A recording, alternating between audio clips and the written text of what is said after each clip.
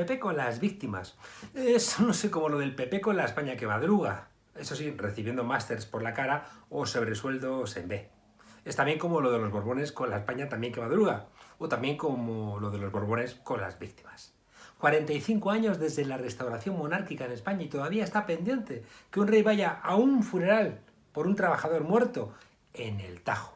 Van a funerales de Estado, claro, donde hay un dolor nacional, un protocolo de distancia y un teatro que les permite representar el dolor de la nación. Pero es mentira.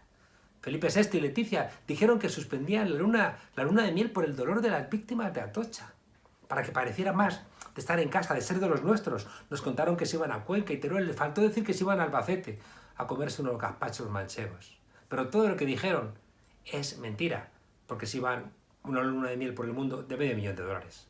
A los ricos nunca les ha importado una mierda la vida de los pobres, y a los monarcas les ha importado una mierda la vida de sus súbditos. Fernando VII, Borbón, el deseado, el felón, asesinó a Rafael de Riego y al empecinado, y a tanto héroe anónimo. Y eso que España, con la bandera roja y amarilla, era en ese momento cuando empezaba a entenderse a sí misma como España, gracias a la invasión francesa de 1808, y matas a los que pelearon contra los franceses.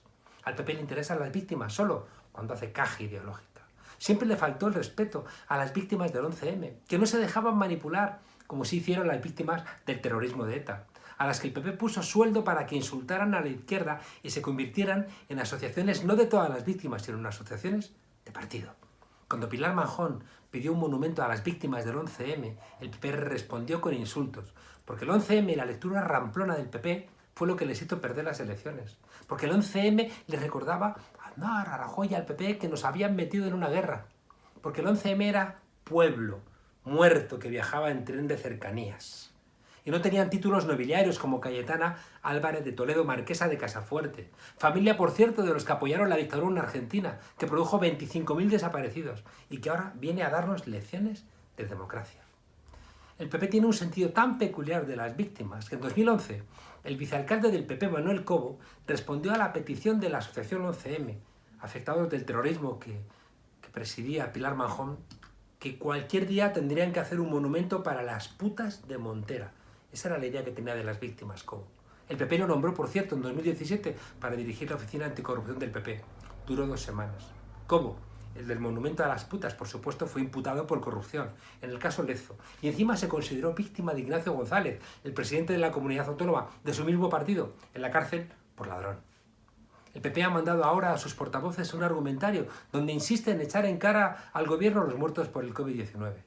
La política ya no tiene que ver con la verdad, ni con un proyecto de país, ni siquiera con una idea antropológica del ser humano que consideras que es bueno o malo por naturaleza, sino que es un argumento de una serie de televisión que alarga las temporadas, que abre hilos y se los encarga a guionistas que inventan más que los ideólogos, que tienen que decir algo de verdad. Triunfan los que no tienen escrúpulos, diciendo que lo que no tienen son complejos. Y siempre ven una oportunidad de seguir haciendo caja. Claro, cuentan con el morbo que brindan los platós de la televisión basura. Los ideólogos de la derecha han ido a colegios y universidades caras, pero nunca han destacado. Solo saben acosar, amenazar, insultar, trasladar a otros sus propias culpas.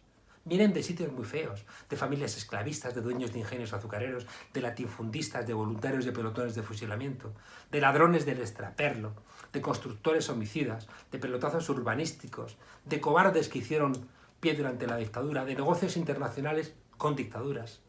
Hay imbéciles que vienen de familias que les han servido y que se hacen del PP creyendo que así les va a ir un poquito mejor.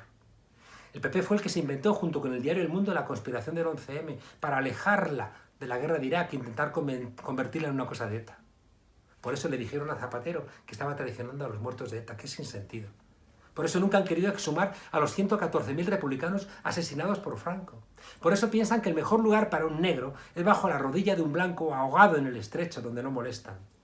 Por eso estos del PP les han cortado la luz y el gas y el agua a los que no podían pagarla. Por eso han dejado a los abuelos sin muchos recursos que se mueran en las residencias o en sus casas, que es lo que ha hecho Díaz Ayuso para vergüenza, incluso de los suyos, que le están dimitiendo. Ay, no te van a llevar ni tabaco a la cárcel, los tuyos. Las víctimas del pueblo les resbalan, como les resbaló a Aznar, las víctimas del 11M, o que le recordaran sus negocios con Gaddafi, como le resbalan a Cayetana sus vínculos familiares con la dictadura asesina argentina, o le resbala a Casado el máster que le regalaron por ser del PP. Ay, la España que madruga, y algún tonto de lava va y les cree.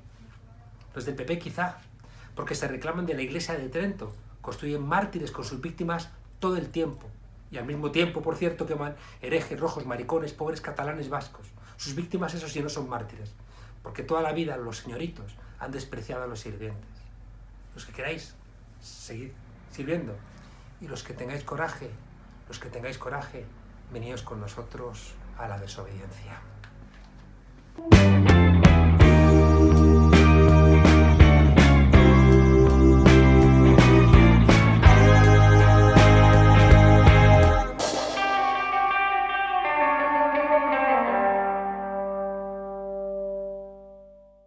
El feminismo esencialista más conectado con el poder dice que la teoría queer desdibuja a la mujer, pero lo que en realidad dicen es que desdibuja a un cierto tipo de mujeres, las que han llegado o pueden llegar, o en otras palabras, que saca del centro de la política feminista a ciertas mujeres de cierta clase social y sus problemas de techo de cristal. Les oímos decir que el feminismo va de igualdad, no de justicia social. Y eso clarifica muchas cosas. Son palabras de Nuria Alabau, que se pregunta en contexto qué carajos es eso de la teoría queer. Y nos recuerda que detrás de esta polémica, que solo interesa a la derecha como polémica, quizá hay un problema de falta de generosidad generacional y de egoísmo de clase. En fin, que parece que lo que es relevante es que hay que hablar. Y para hablar de derechos de este colectivo, ¿quién mejor que una doctora en Derecho y profesora de la Universidad de Valladolid, la primera mujer transexual en acceder a una cátedra universitaria en nuestro país, Marina Echevarría Sáenz, esta noche en La Frontera? Marina Echevarría, ¿qué demonios está ocurriendo que está el feminismo encolerizado, fragmentado, peleado por un tema que, por otro lado, lleva mucho tiempo legislado en muchas comunidades autónomas? Algunos no entendemos absolutamente nada. Es que es difícil de entender que realmente se presente como lucha feminista una causa general contra una minoría, como es la de las mujeres trans. Verdaderamente nosotras tampoco lo entendemos mucho. Lo que sí es cierto es que pues hay un sector que primero objetaba nuestra presencia en el movimiento feminista o sencillamente al reconocimiento de nosotras como mujeres, iba poniendo una serie de argumentos que iban siendo derribados uno detrás de otro, y de repente pues se ha elevado el tiro y en una campaña muy propia de lo que sería la ultraderecha se nos ha señalado como el enemigo voraz que ataca a la mayoría. Se ha creado ese coco de la teoría queer y se ha dicho que ponemos en riesgo pues nada más y nada menos que el concepto de mujer, todos los logros y todas las leyes tutelares de las mujeres conseguidas tras arduos años de pelea. Y así, pues claro, suena alarmante, ¿no? Y se está galvanizando a mucha gente. Nosotras estamos notando ya mucho a esta galvanización porque estamos notando cómo sube la presión, la violencia verbal, la violencia, espero que pronto no ocurra que terminemos en violencia física. Ahí sí llama mucho la atención, ¿no? La escalada, ¿no? Es decir, que es verdad que la extrema derecha nos ha acostumbrado, ¿no? a sus muchos decibelios, pero ha llamado la atención, ¿no? Desde gente, bueno, pues de tradición del Partido Socialista o de tradiciones de izquierda, que de repente han hecho de esta pelea algo muy, muy personal. Sí, a ver, el sentimiento de rechazo a la diversidad no es nuevo. Y no ha sido un privilegio de la derecha, también ha existido en la izquierda. Eso es una cosa que ha existido tradicionalmente por educación. Y lo que ocurre es que aquí hay algo muy auténtico, que es ese sentimiento de rechazo, con independencia de que las personas que lo están manifestando las ubiques en la derecha o en la izquierda. Y que se están autocolocando cada vez más cerca de la derecha porque, pues bueno, ya Lidia Falcón publicando en el medio de Hazte Oír y siendo aplaudida por Vox, ¿no? Es decir, ahí hay una coincidencia de presupuestos que a mí como feminista me resultaría muy inquietante. Vamos, me pegaría un baño de lejía y me iría a Silos a hacer meditación trascendental a ver en qué me he equivocado, si coincido con esta gente. Yo, sinceramente, repasaría el argumentario que se está haciendo aquí para que se vea que no tiene fundamento. Es decir, que Vamos está a hacer dando un un mensaje de repaso. miedo. Vamos a hacer un repaso a esto. Lo primero, ha tenido que surgir un nuevo palabra, ¿no? El palabra TERF, ¿no? ¿Qué significa? Bueno, es Trans Exclusionary Radical Feminist. Es un acrónimo del inglés que significa feminista trans excluyente. O sea, no es más que la descripción que utilizaron las propias TERF británicas cuando se definieron dentro del movimiento feminista como excluyentes de las personas trans. Y ahora pues la gente entiende que esto es un insulto o que se usa como insulto. En principio es una descripción, ¿eh? No tiene más connotaciones a no ser que se le den, efectivamente. O si ¿Qué usted dice parte, que se Marina, le mal, pues que se le llame. qué parte del argumentario, ¿no?, de esta gente puede tener audiencia en un público que no esté muy, muy metido en esta discusión? Bueno, es que se está diciendo que esto supone la desaparición del concepto de mujer o la privación de derechos a la mujer. No es así, vamos a ver, que yo exista como mujer no le priva de derechos a ninguna otra mujer, en absoluto. Y además esto no debilita al movimiento feminista, cuyo sujeto político efectivamente pues es un movimiento identitario, es la mujer. Pero todas las mujeres.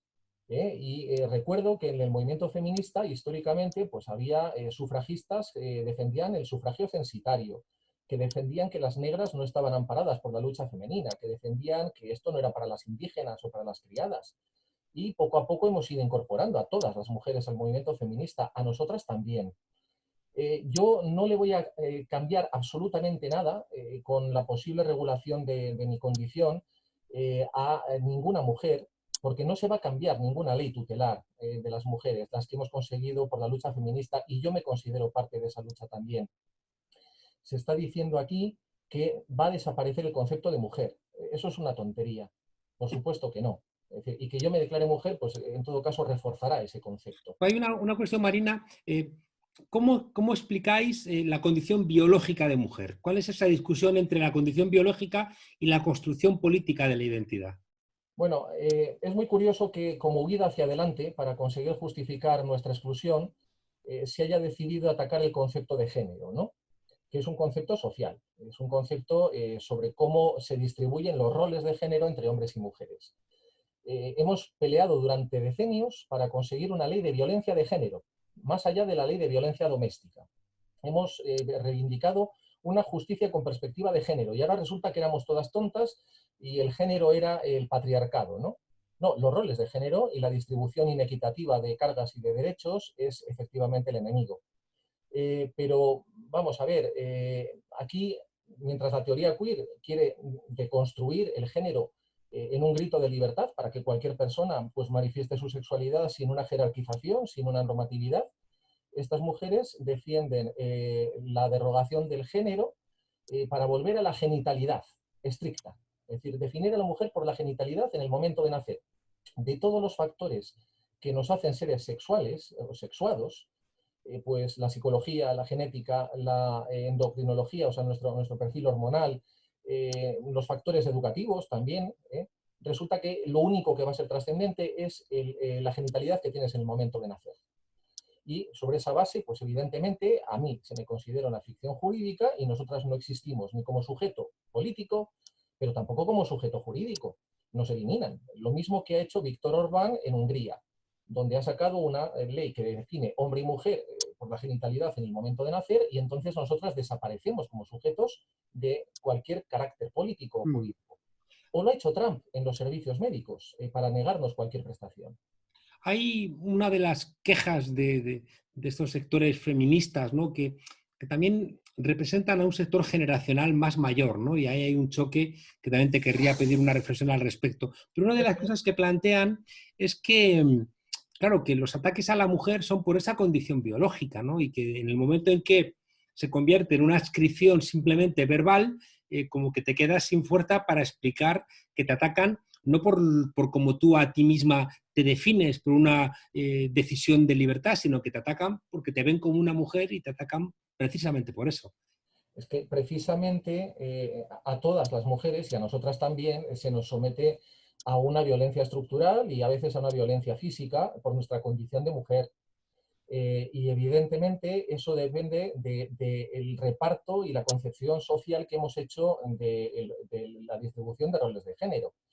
Evidentemente, nosotras, por el hecho de que nuestra genitalidad en algún momento de nuestra historia o en la realidad actual pueda ser distinta, no condicionamos el tratamiento peyorativamente, el tratamiento de ninguna otra mujer.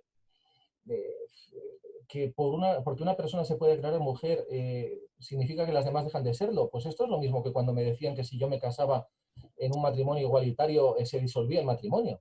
Es que aquí hay una cierta concepción de cierto privilegio, de cierta arrogancia en la que alguien se permite juzgar la pureza de las demás y se permite repartir carnés de admisión. Esto no deja de ser efectivamente un problema de concepción pues de un feminismo un poco institucional o un poco clasista. Aquí sí que hay un salto generacional, efectivamente hay una ruptura generacional y hay incluso una discusión por el liderazgo del movimiento político detrás de todo esto también. Eso no se puede ocultar. Se ha visto en los movimientos asamblearios, ¿no? Pues que hay algunas feministas que han hecho muchísimo por el movimiento y que tienen que ser reconocidas por ello, pero que de repente se sienten descolocadas ante un movimiento pues que va en otra línea, ¿no? Y que no pide permiso.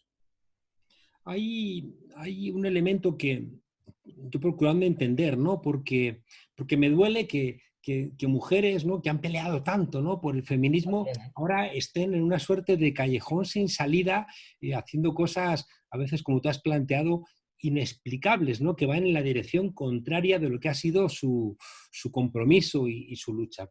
Es verdad que, en términos generales, nuestra identidad de género coincide con nuestra identidad genital, ¿no? Claro, eso es la mayoría. Es decir, aquí hay un salto, ¿no? Saltamos de lo que es mayoritario a lo que es normal, a lo que es natural.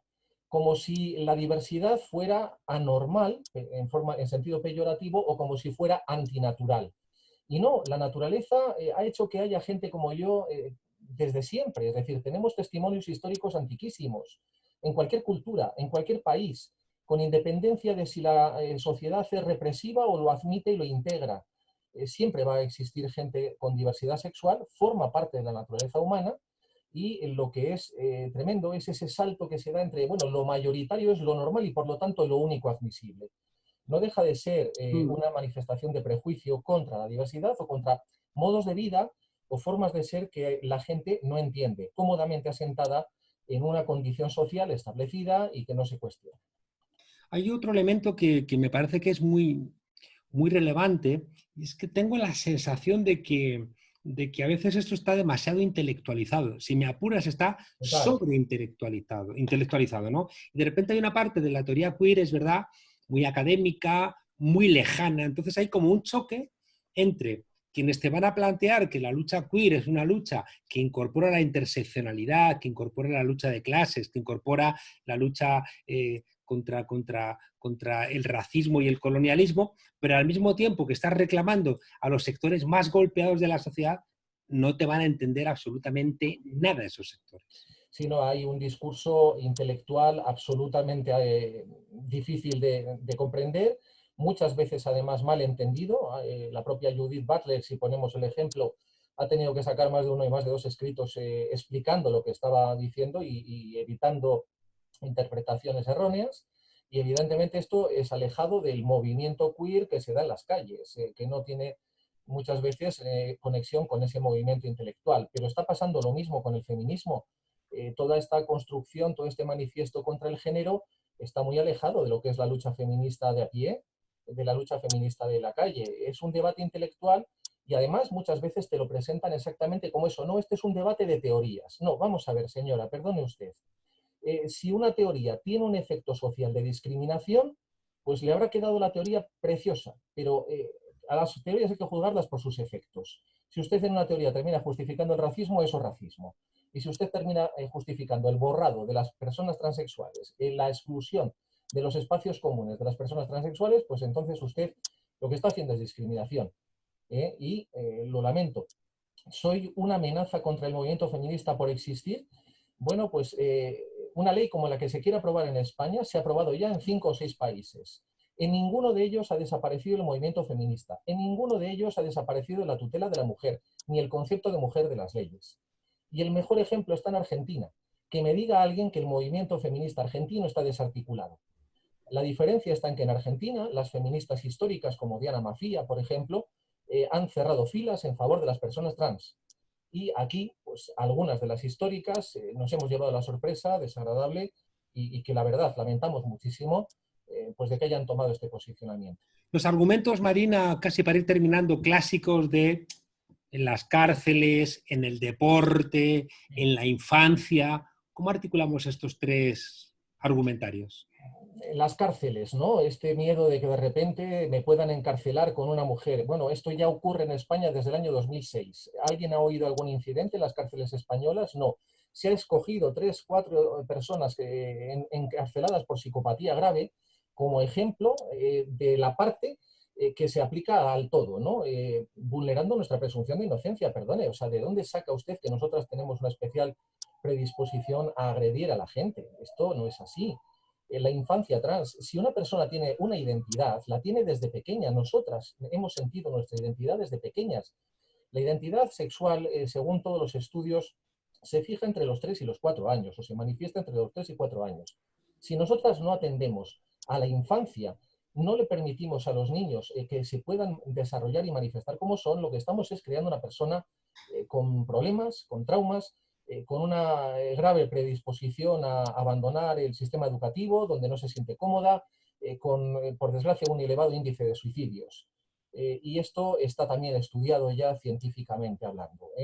Hay una mejora significativa de todos los menores que ven reconocida su identidad de género. Y otros miedos, bueno, pues habrá efectivamente que hacer encajes, ¿no?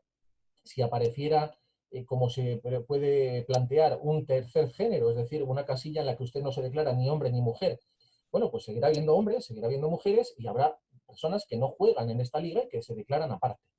Eso no Ahí, va a quitar... Marina, tengo la sensación, igual que ocurría con la homosexualidad, un cierto miedo personal a no Claro, ser lo que te creías que eres, ¿no? Que eras, y de es repente que viene algo que te, que cuestionada. te, que te importuna y te genera una serie de inseguridades con esa persona que tienes enfrente del espejo. Hay gente que se siente cuestionada o que se siente importunada, efectivamente, pero bueno, mire, no pasa nada. Usted aprenderá que nosotras somos personas como todas las demás, que tenemos familia como todas las demás, que tenemos hijos como todas las demás. O sea, yo tengo dos, en fin, y verdaderamente que hacemos una vida muy normal, ¿no? ¿Se debilita la lucha feminista con el reconocimiento de la gente trans?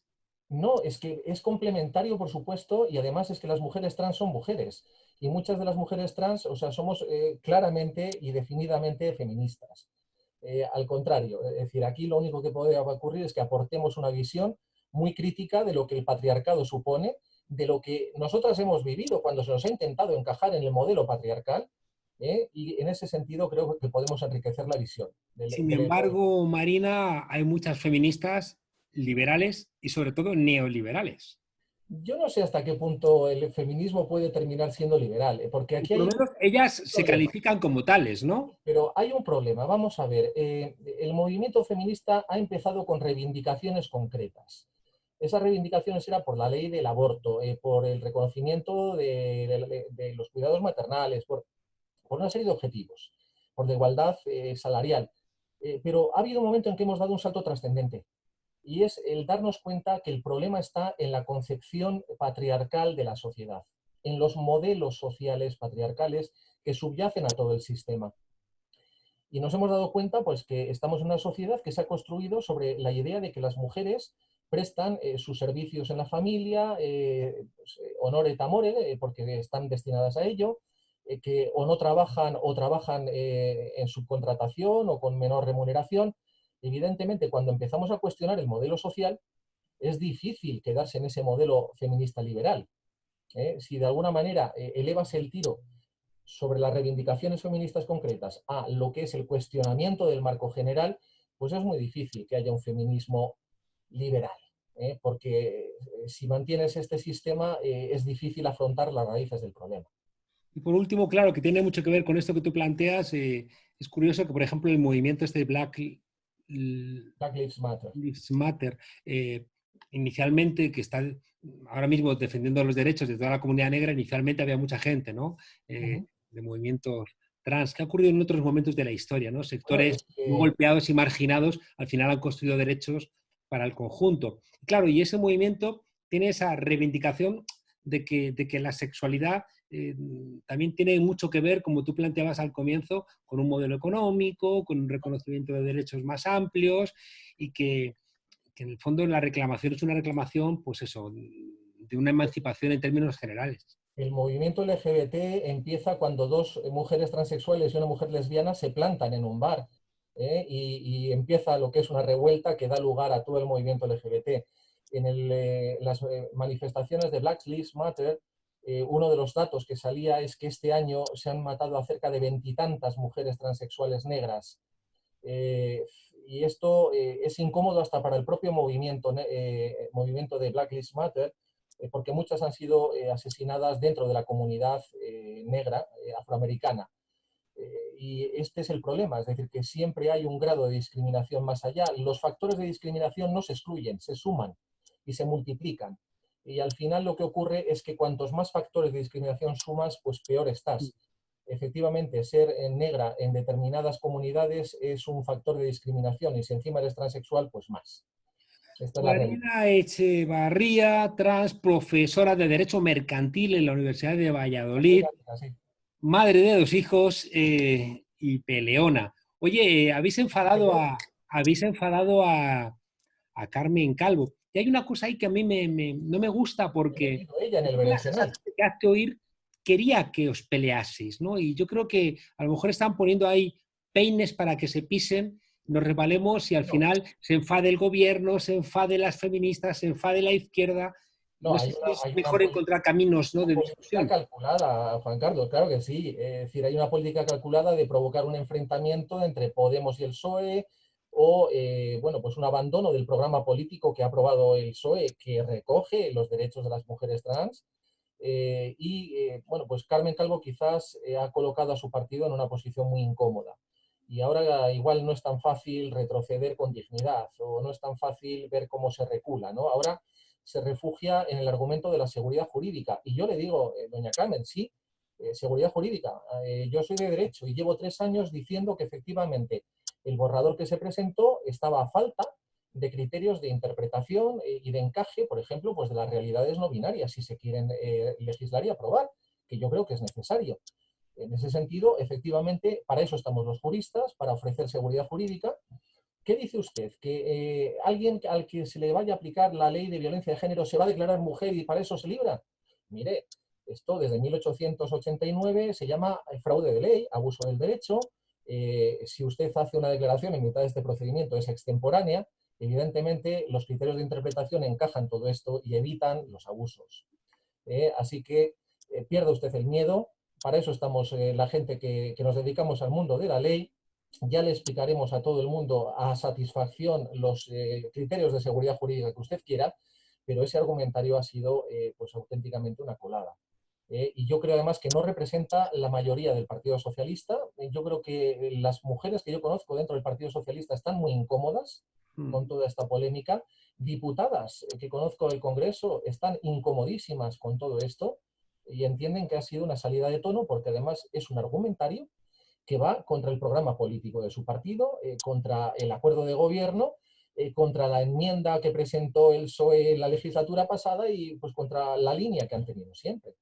No, hay que reconducir esto, hay que entender que no es el momento de ponernos irredentos y entender, por favor, que una minoría como la nuestra, con un nivel de paro brutal, con una exclusión social brutal, necesitamos una mayoría absoluta de ley orgánica para poder modificar algunos de los aspectos esenciales para nosotras en esa ley. Por ejemplo, la regulación de los tratamientos sanitarios.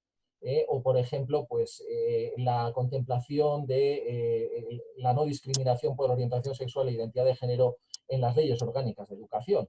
Y todo eso requiere un consenso amplio, pues por favor reconstruyámoslo y dejémonos de agitar las banderas del miedo.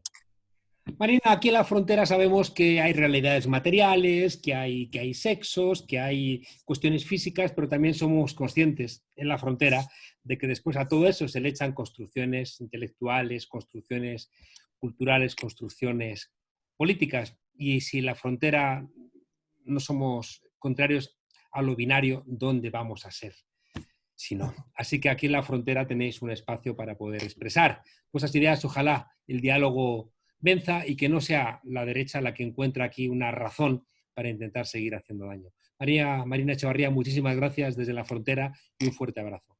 Encantada, un abrazo a todos y gracias por la oportunidad de defender un poco de sentido común y sobre todo de rebajar el tono, porque lo que está pasando en las redes es tóxico y no es la realidad. La realidad es que nosotras salimos todos los días a la calle y todo este ruido y esta laraca está interfiriendo en nuestras vidas, nos está poniendo bajo cuestión y nos está poniendo en riesgo. Por favor, un poco de sentido común y un poco de empatía y sororidad entre las mujeres, todas nosotras. Sí, con mucho dolor, tienes toda la razón. Un abrazo muy fuerte y hasta pronto. Hasta pronto. Hola, buenas noches, Juan Carlos. Bueno, primera semana de la cacareada nueva normalidad, última, por lo menos este curso de la frontera. Nos vamos de vacaciones, pues esta camisa de Siria. Vamos a hablar de la cultura, la gran maltratada, la gran puteada de esta megacrisis, ¿no? Todavía me acuerdo, y supongo que todos vosotros os acordaréis del cabreo de Juan Echanove con el ministro Rodríguez Uribes por su indolencia absoluta con un sector, que además es el suyo, que mueve pues, el 3% del Producto Interior Bruto. No es una burrada los millones que mueve la cultura. Bueno, pues él, a verlas venir, ¿no? ¿Sabes? Porque eres lector de Humberto Eco, que hay dos conceptos como opuestos, antagónicos de la cultura, ¿no? Están por un lado los apocalípticos y por otro lado están los integrados. ¿Qué es un apocalíptico? Bien, pues un apocalíptico es, por ejemplo, Rubén Amón. ¿Sabes de quién te estoy hablando, no? De ese periodista de izquierdas, peligroso anarquista según OK Diario, que en relamida expresión de este periódico comparte ahora su tiempo con Begoña Villacís. Bueno, pues igual que para Jesulín, ¿te acuerdas? Todo era como un toro. Para Amón, en la cultura, todo es como un 8000. Él habla, por ejemplo, de Parsifal como si fuera el Everest. Y entonces plantea el acercamiento a Parsifal, la ópera de Wagner, en términos de escalar una montaña gigantesca con un esfuerzo tremendo, pagando sherpas, pagando porteadores, en fin, con gran riesgo de tu vida, subes a la cima, dice Rubén Amón, contemplas el panorama, te extasías con lo que ves, pero claro, pues solo puedes estar 3 minutos porque te congelas y además viene más gente porque el Everest está petado, ¿no? Y luego te tienes que bajar. Eso es la cultura para un apocalíptico, o sea, la cultura como esfuerzo. ¿Qué digo como esfuerzo? Como sacrificio. Aquello que decían en tiempos de Franco, ¿no? En tiempos de Nuevo Catón, de la letra con sangre entra. Bueno, pues la cultura con sangre entra. ¿Qué es un integrado, en cambio? Pues, por ejemplo, yo soy un integrado. Un tocapelotas, pero un integrado al fin y al cabo, ¿no? Yo entiendo que la cultura tiene que ir al encuentro del público. No digo abaratarlo, abaratar el producto, rebajarlo, no digo convertir el Everest en el Cerro de Garavitas, pero en fin, que no se despeñe nadie, ¿verdad? De esos 8000 de los que hablan los apocalípticos, ¿no?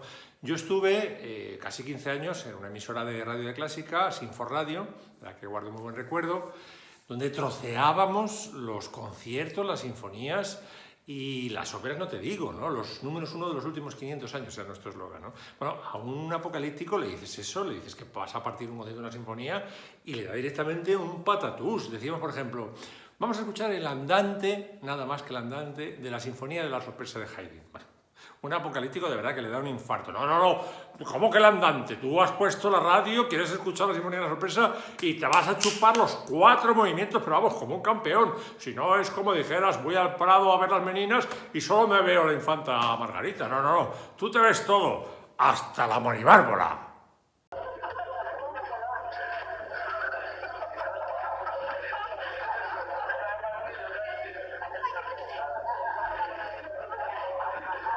Para los integrados como yo, hombre, no te voy a decir que todo es cultura, ¿no? Porque eso me obligaría, por ejemplo, a incluir, yo que sé, a Belén Esteban entre los creadores, a la princesa del pueblo.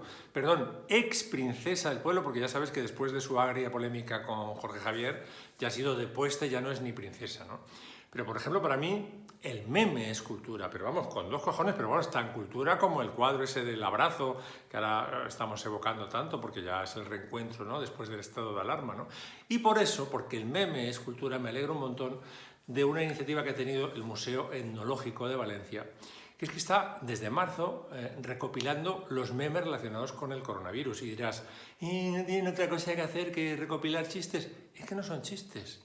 Es que el meme va más allá del chiste. El meme, insisto, es cultura, refleja cómo está viviendo la sociedad española, porque todavía lo estamos viviendo, este horror de pandemia. Y aparte que sí tienen otras cosas que hacer, hay exposiciones fijas, por ejemplo, relacionadas con las migraciones, yo qué sé, con la huerta, con las ciudades, y además recopilan memes. Y dice con muy buen criterio la directora de la biblioteca de este Museo Etnológico de Valencia, dice, luego, nosotros recolectamos, dice ella, luego ya vendrán antropólogos que analicen todo ese material que, insisto, es valiosísimo. Colección de memes. Por ahora, insisto, solamente es en Valencia, en el Museo Etnológico. En el futuro estará en la Biblioteca Nacional, vamos, no te quepa la menor duda, te ha puesto una cena en Arzaca, que habrá una biblioteca de memes en la Biblioteca Nacional. ¿Por qué? Porque es un material valiosísimo para saber, por ejemplo, en relación con la epidemia, cómo vivió, desde el punto de vista psicológico, desde el punto de vista emocional, la sociedad española, la mayor crisis económica y sanitaria que yo he vivido desde que tengo uso de razón, ¿no? Hay memes que ya se han incorporado a la biblioteca, divertidísimos, por ejemplo, este que se llama Trifulca por ver quién saca el perro, o este otro que se titula ¿Qué tal llevas la cuarentena? Y por último, Juan Carlos, el meme sonoro, que es al que yo me dedico, ¿no? Te voy a dejar con uno que te brindo, además ya circula este por redes, y que ofrezco también al Museo Etnológico de Valencia. Muy buenas noches, Juan Carlos, y felices vacaciones. Buenas noches. Bueno, primera semana de la nueva normalidad, ya se puede hacer de todo, hasta ir al cine, con precaución. Yo esta noche voy a aprovechar para ir a ver el remake que hemos hecho aquí en España de Cocodrilo Dandy, que le hemos puesto ¿Cocodrilo dónde? ¿Dónde está el cocodrilo del Pisuerga? Que yo no lo veo por ningún lado. Perdónenme, ya sé que merezco morir atragantado con una avellana por este chiste.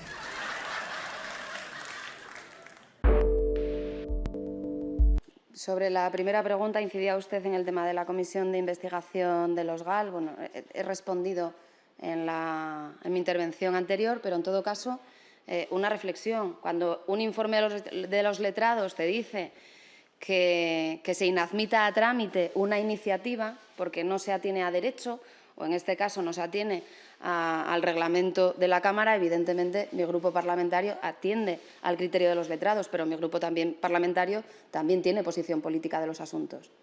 Y es lo que le acabo de decir. ¿Cuál es la posición de mi grupo parlamentario? Que este es un tema que está investigado, juzgado y sentenciado hace más de 20 años.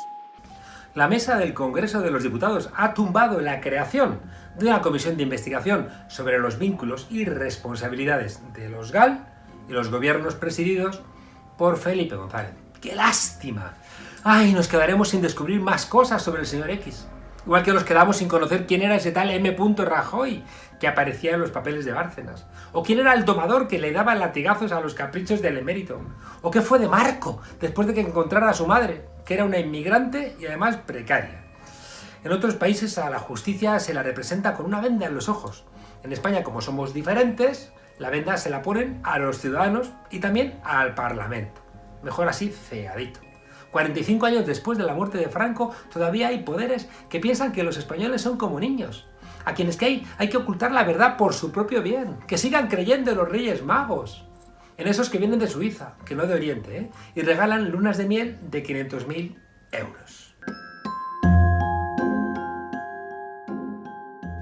Es verdad que algo de electoralismo había en esa propuesta, que el hecho de haber elecciones vascas el 12 de julio ha podido influir y que bueno, fue el diario La Razón, siempre la derecha enredando, quien empezó con el ruido, pero es innegable que nuestra sociedad reclama más investigación sobre las estructuras del Estado profundo, del Deep State, y qué mejor lugar para hacerlo que el Congreso.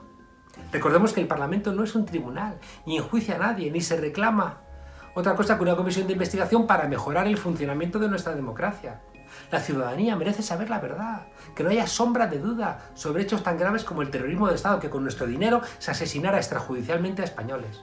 En Bélgica el Congreso investigó la conducta de Leopoldo III durante la ocupación nazi y no se abrieron los cielos. En Argentina el reconocimiento de la dictadura como genocida no ha impedido que siga la pelea contra la impunidad de los verdugos. La historia de un país no se limpia ocultando las miserias bajo la alfombra del olvido. En nuestro país si hay algo que sobra es inviolabilidad y si hay algo que falta es transparencia. Pero claro, la transición fue tan maravillosa que recordar estas cosas enturbian el relato. Y luego resulta que la que no quería saber era Madame Bovary. Vamos, no me jodas. En fin, que hasta mañana, desobedientes.